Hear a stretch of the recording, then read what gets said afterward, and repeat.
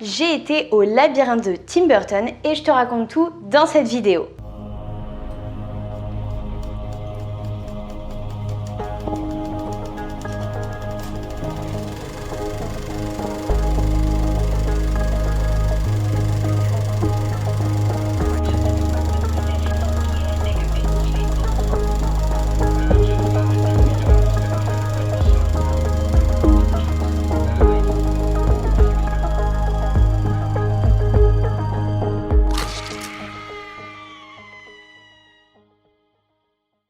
Hello les noix de coco, j'espère que vous allez bien. J'ai fait le labyrinthe de Tim Burton qui se trouve à Paris, à la Villette. Cette exposition a commencé le 19 mai et durera jusqu'au 20 août. Ce labyrinthe est composé de 15 salles et il y a en moyenne 10 œuvres originales par salle, sur les 150 rassemblées dans toute l'exposition. Dans ce labyrinthe, vous plongerez dans l'esprit de Tim Burton. Une expérience immersive et extraordinaire. Quand vous arrivez, vous avez un grand chapiteau qui représente une créature de l'univers de Tim Burton. Les employés du labyrinthe ont un look vraiment stylé, comme vous pouvez le voir. Petite salopette verte flashy, on adore. Une fois à l'intérieur du chapiteau, on va vous expliquer les règles de sécurité à respecter. On vous explique que vous allez rentrer dans un labyrinthe un peu particulier. Dans chaque pièce, plusieurs portes qui mènent aux pièces suivantes et ainsi de suite. Mais attention, il y a une règle qu'il ne faut surtout pas enfreindre. Une fois qu'on est rentré dans une pièce, on ne peut plus faire demi-tour. Ça, c'est quelque chose que j'ai trouvé vraiment dommage car du coup, on ne peut pas voir toutes les pièces. Mais rassurez-vous, on voit quand même les principales. J'avoue, j'ai un peu triché. Quand quelqu'un ouvrait la porte, je regardais discrètement pour voir laquelle des pièces m'intéressait le plus. Mais chut, on dira rien, d'accord? Au début de l'expérience, on va appuyer sur un buzzer qui va choisir la première porte qu'on va ouvrir et après, c'est à nous de choisir notre propre itinéraire. Chaque pièce représente un film culte de Tim Burton, comme Charlie et la chocolaterie, Les noces funèbres, Édouard aux mains d'argent, et j'en passe, on a beaucoup.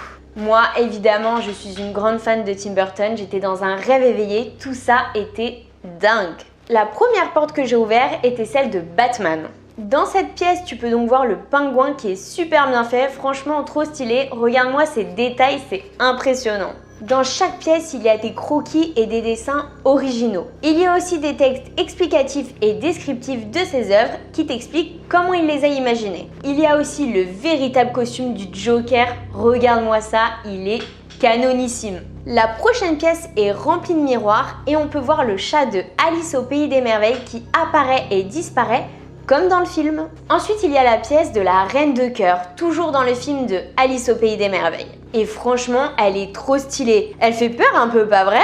Bon allez, je m'en vais avant qu'elle me coupe la tête. La pièce suivante, c'est celle de Édouard aux mains d'argent. On peut retrouver Édouard et juste en face, la statue de glace qui représente Kim.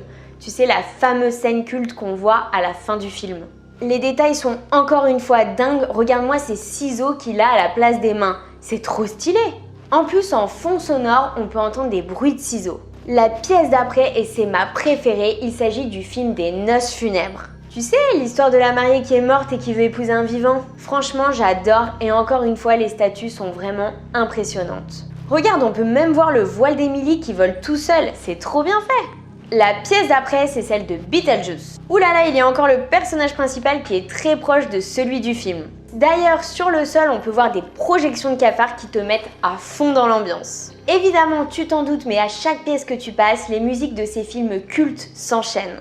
Et ensuite, on continue avec Sweeney Todd. Cette pièce-là, j'avoue, je suis retournée en arrière parce que j'allais la louper et ça, c'était mort. Encore une fois, on peut retrouver Johnny Depp, mais cette fois dans le rôle de ce barbier tueur. En face de lui, le fauteuil de barbier et une projection de sang est diffusée sur le fauteuil pour te faire croire que quelqu'un vient d'être assassiné. On adore les petits détails. On continue avec Mars Attack. Mars Attack! Franchement, beaucoup trop cool et ça fait trop longtemps que j'ai pas vu ce film, faudrait que je me le remate. Dans la prochaine pièce, c'est le film d'animation Frankenweenie. On retrouve Victor avec son chien Sparky. Franchement, il était beaucoup trop triste celui-là. Allez, trop déprimant, on enchaîne avec une pièce plus joyeuse. Et oui, la prochaine, c'est Charlie et la chocolaterie. J'aime trop cette salle. Au centre de la pièce est exposé le véritable costume de Willy Wonka. Et là, waouh! Regarde-moi ça, une canne en bonbons et le costume est juste magnifique. Tous ces détails, j'adore. Il y a aussi ces fameux arbres qui sont en sucre d'orge que tu retrouves dans le film. J'avoue, j'ai trop envie de chocolat. On continue avec l'étrange Noël de Monsieur Jack, où Jack est exposé en grandeur nature. Regarde-moi ça, le vrai de vrai, il est immense. Ça m'a fait trop bizarre, j'avais vraiment l'impression d'être dans le dessin animé tellement il était bien fait. Et c'est pas fini, on va revoir Alice au pays des merveilles. On va retrouver le chapelier entouré de gros champignons. Et là, les détails sont encore waouh. Déjà, il est très ressemblant à celui du film. Et voir le costume en vrai, oh my god, c'est trop génial. Des petits rubans sont accrochés à son pantalon et des petits rouleaux de fil à coudre sont accrochés à sa veste. C'est trop mignon. Regarde, même sur son doigt, il y a un dé à coudre et sur ce dé à coudre, il y a une petite paire de ciseaux. Trop chou! C'était la dernière grande pièce que j'ai faite. Après, c'était plein de petites salles avec plein de petites créatures sorties tout droit de l'univers de Tim Burton. Et l'aventure s'arrête évidemment en passant par la boutique. Et j'avoue, j'ai craqué, j'ai acheté un pop qui représente Emily des Noces Funèbres.